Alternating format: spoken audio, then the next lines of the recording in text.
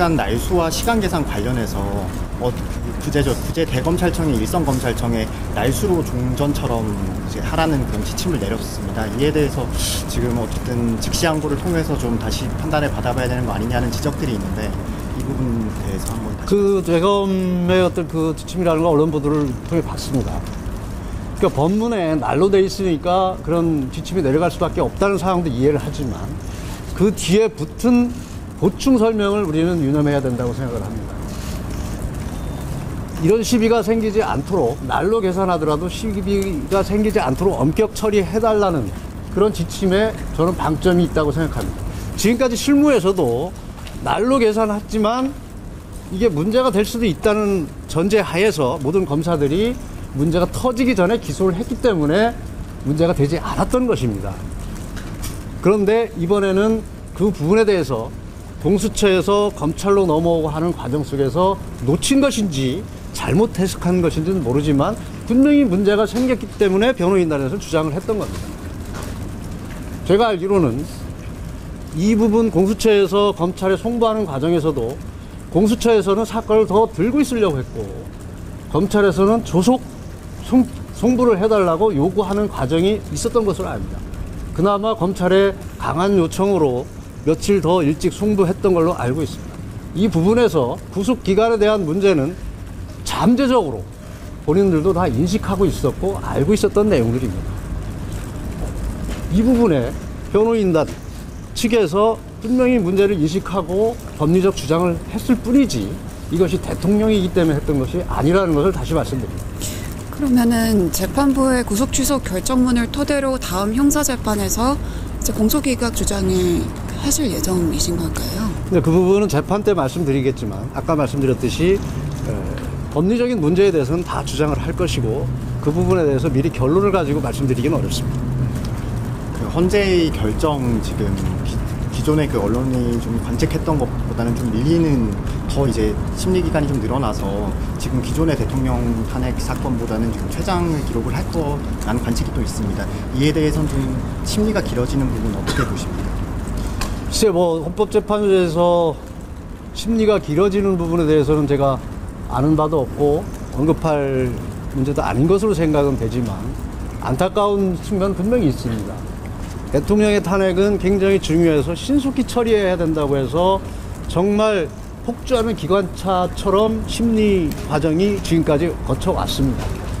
그럼에도 불구하고 결심 이후에 심리가 길어지는 것에 대해서는 제가 이유는 알지 못하지만 안타깝게 생각을 합니다.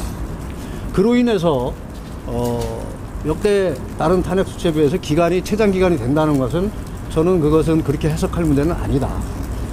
왜냐하면 결심까지의 기간이 최장이었다면 의미가 있지만 결심 이후에 기간이 늘어나는 것은 그것은 최장 기간으로 평가할 문제는 아니다. 왜냐하면 헌법재판소의 심리가 길어지는 것 자신들의 결정을 위한 평의 기간이 늘어나는 것이지 어쨌든 전반적인 심리 사실관계나 법리관계를 위한 당사자들의 공방 속에 이루어지는 심리가 늘어나는 것은 아닙니다. 그래서 그 부분은 최장기간이라는 평가를 해서는 안 된다고 생각을 합니다. 헌재 결정 앞두고 있고 그리고 형사재판도 지금 첫 공판 앞두고 있는 상황인데요. 지금 윤 대통령 석방 이후에 변호사님 통해서 전하신 말씀이나 좀 당부하신 말씀 등등 있으면 좀 분께 전해 주시죠. 특별한 것은 없습니다. 구속 취소 전으로 변한 것은 없습니다. 다만 대통령이 계시는 곳 장소가 변했다는 것이고 처음부터 비상계엄은 대통령이 헌법상 권한 행사였다. 오히려 어떤 독주 입법 폭력에 대한 대통령의 국정 질서를 회복하기 위한 고심에 찬 결단이었다는 것이고 그 부분이 내란이 될 수 없다는 것은 자명하다. 그 기조 속에서 재판이 됐든 헌법재판이 됐든 임한다는 자세에는 변함이 없습니다.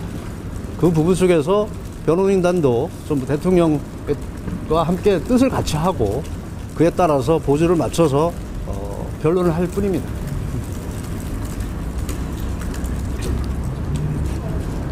변호사님 그 결정 1심 구속 취소 결정문 보면은 그 변호인들이 주장한 구속 취소 사유들에 대해서 상급심 판단이 없어서 구속 무효성 따지기 어렵다는 취지의 발표를 했었는데 법행처에서 그 뜻을 그대로 풀이했다고 생각을 하면 즉시항고 통해서 판단을 받아보자 한 건데 그게 어떻게 재판 개입이고 정치적인 판단인가 싶어서 걱정한 겁니다. 상급심 판단이 없다는 것은 지금까지 전례가 없다는 것뿐이고 분명한 것은 구속 취소는 그 1심 구속 취소 재판부의 결정이었던 것이고 거기에 대해서 이미가 아니라 거기에 대해서 즉시 항고가 이루어지지 않은 부분에 대해서 대법원의 법원 행정처장이 왈가불가해서는 안 된다는 것입니다.